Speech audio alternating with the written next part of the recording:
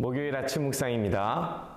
오늘도 말씀으로 새로운 회복을 기대하시고 주님과 함께 동행하는 축복의 하루가 되시기를 예수님의 이름으로 축복합니다. 요즘 인생을 살아가면서 저는 느끼는 것 중에 하나가 참 내 마음이 내 뜻대로 되지 않는다라는 거예요.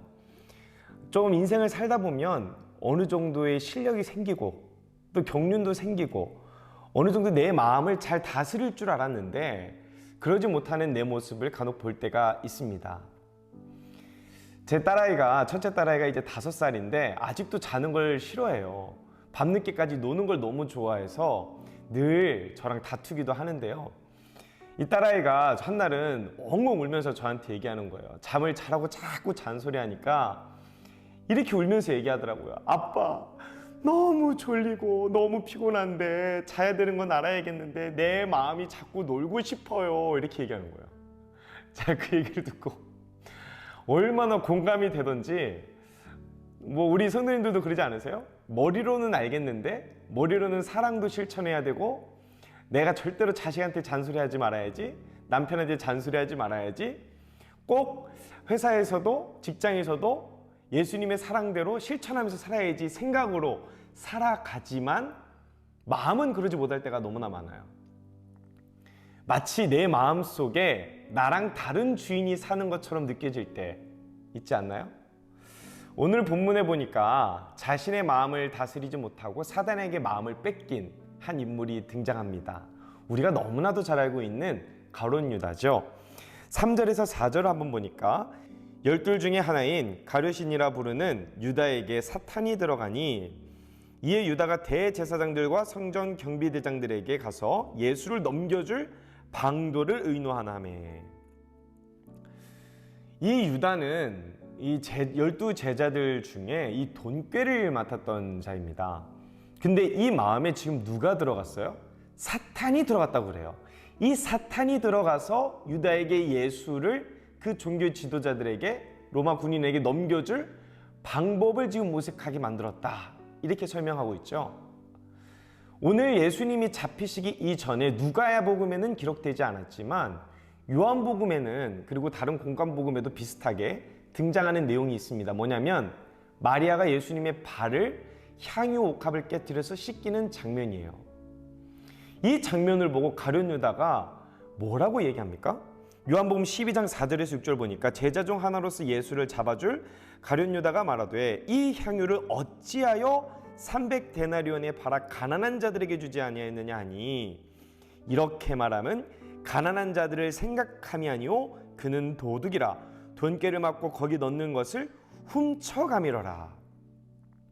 지금 이 가룟 유다는 예수님을 따르면서 예수님을 목적에 두고 예수님을 유일한 구원자로 보는 것이 아니라 부자가 되고 싶어서 예수님을 쫓아다녔다는 거예요. 그 가룟 유다의 마음에 사단이 자리 잡고 있었다는 거예요.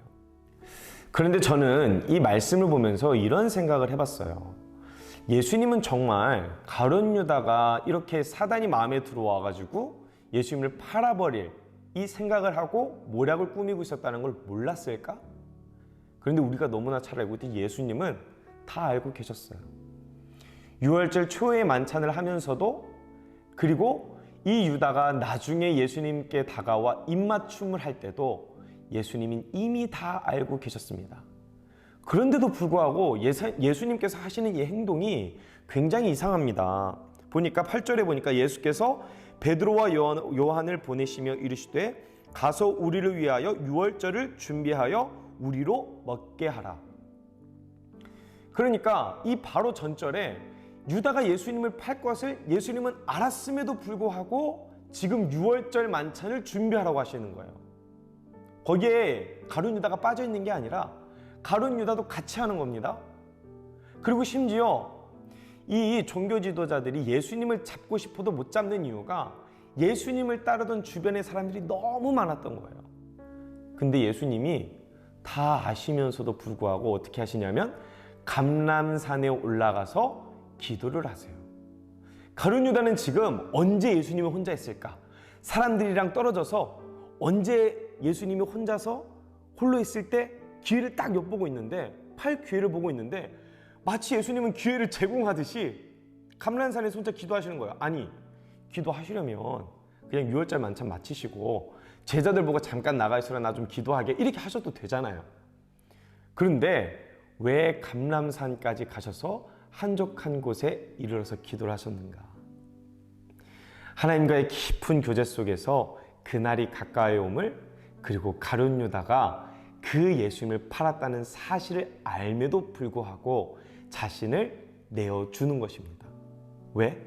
저와 여러분들을 구원하시기 위해서. 어떤 사람들은 이 본문을 보고 이런 생각을 하는 분들도 계실지 모르겠어요.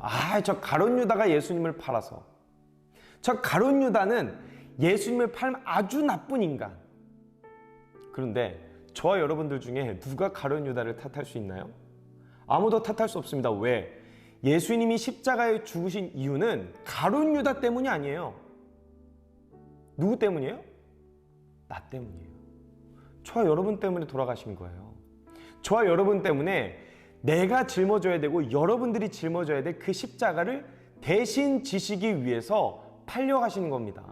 십자가에 올라가시는 거예요. 아무리 사탄이 예수님을 방해하고 마치 사단의 시각으로, 세상의 시각으로 볼 때는 사단이 이긴 것처럼 보이지만 그 속에서 예수님은 우리를 구원하실 계획을 준비하고 계셨다는 거예요. 저는 창세기 50장 20절 말씀을 굉장히 좋아해요. 요셉이 자기 형들에게 팔려가서 정말 죽을 고생을 하지 않습니까?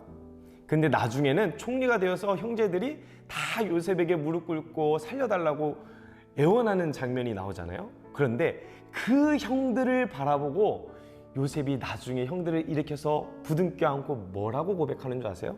이렇게 고백을 해요. 당신들은 나를 해하려 하였으나 하나님은 그것을 선으로 바꾸사 오늘과 같이 많은 백성의 생명을 구원하게 하시려 하셨나니. 이게 바로 예수님께서 우리에게 주신 은혜의 모습 아니겠습니까?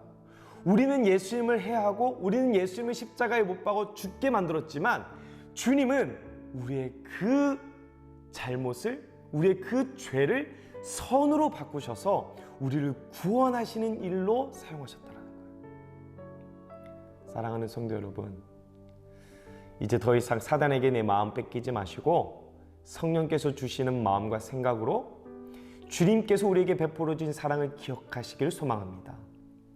그래서 오늘 하루의 삶도 성령과 함께 동행함으로 그 예수의 사랑을 주목하고 오늘 때로는 내 실수와 문제로 인해서 낭망하고 좌절하는 일도 반드시 선으로 축복으로 바꾸실 그 예수 그리스도의 은혜를 붙잡고 발견하며 살아가는 축복의 우리 꿈의 교회 성도님들이 되시기를 예수님의 이름으로 축복합니다. 기도하겠습니다. 사랑의 아버지 하나님, 우리는 너무나 연약해서 몇 번이고 사단에게 그리고 세상에게 내 마음을 빼앗길 때가 있습니다.